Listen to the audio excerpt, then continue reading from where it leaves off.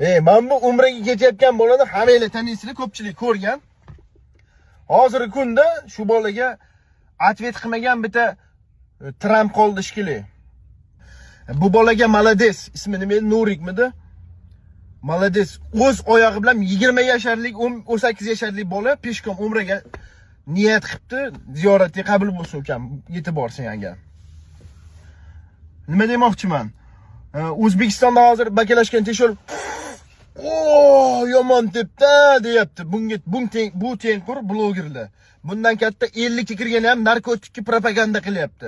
Ya bu tengqurlari borib olib striptiz klub isqart joylarni reklama qilyapti. Krasavchik ukam. Agar umraga yetib borsang, ziyorating qabul bo'lsin. U O'zbekistondagi senga atvet qilyapgan blogerlarga e'tibor qilma. Mevali daraxtga tosh otiladi. Nima demoqchiman men bu gapim bilan? Bu bola tarbiyalik, muomala bilan video qilyapti. Ayrim blogerlarga o'xshab battle o'ynamayapti, harom ish qilmayapti. Umraga, Allohning uyiga yo'l olibdi.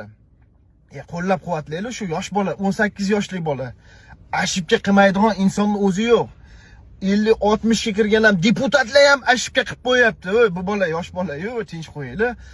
Omadingni bersin ukam deb turib qo'llab-quvvatlab qo'ysanglar, bitta millioner bo'lib ketsa yo bir taniqli bloger bo'lib ketsa xalqqa foydasi tegishi mumkin, lekin ixlos o'zinglardan.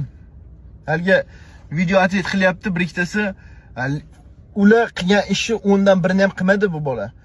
Harom ishlarni qilib o'rgan blogerlar chiqib olib o'zini yaxshi ko'rsatib, uyalanglar.